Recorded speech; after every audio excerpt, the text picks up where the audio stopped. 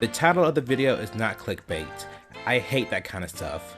My debut to competitive Pokemon, a day before my very birthday, I brought the worst Pokemon to the tournament, and it has been a thing that has kept me up at night, along with both my fear and desire of intimacy. It is about time that I defend myself and explain my rationale.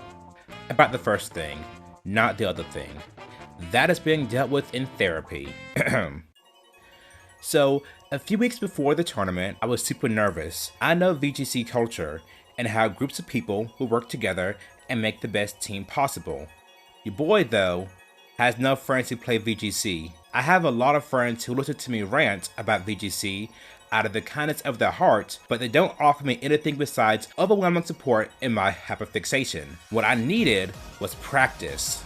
So, when I was on Twitter, I found a tournament happening and said, why the heck not? For this team, I had to follow the Regulation B rule set, and I used Pokemon who I felt were strong and supported the hyper offense metagame of Scarlet and Violet. The idea behind the team was to use Tailwind with Talonflame and then overwhelm my opponent with a mixed offensive power of mons like Fluttermane, Goldingo, and Great Tusk. Iron Bundle was also on the team to provide more speed control in Icy Wind.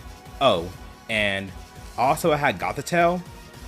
The point of Gothitelle was to be a Trick Room answer, kind of like a 6th wheel if you ask me, but whatever. So I fired up Twitch and live streamed the entire 8-hour ordeal.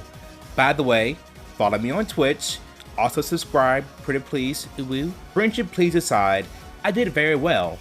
I managed to get top 4 out of 70 players. The team worked perfectly, except for one component. While I did use her a little bit, Gothitelle didn't carry her weight, so I decided to get rid of her. Now, for her replacement, I wanted a mod with a few Kamalifications. And no, the Pokemon was not Kamala. It needed to be bulky, hit hard, and most importantly, offer me an answer to Citrus Berry Among Us.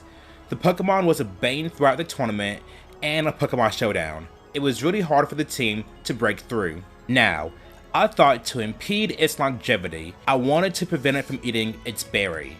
The best way to do so is with the ability Unnerve. This is a very niche ability, but I wanted to use it.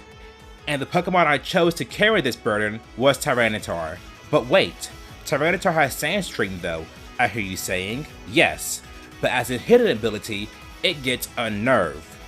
This, paired with the Flying Terra Blast, would also allow Tyranitar to knock out Among Us and make it immune to my Great Tusk Earthquakes. Also, I didn't want Iron Bundle to lose its Focus Sash due to Sandstorm chip damage. I literally had people at the tournament tell me that my Tyranitar was objectively worse than other Tyranitar because it didn't have Sandstream, but I wanted to show them otherwise. There was just one problem. They were right. I went 5-4 at the tournament. Now, let's talk about why. You know what happens when somebody wins the regionals? That team becomes popular. You want to know what team won the regionals before that regional? Torkoal.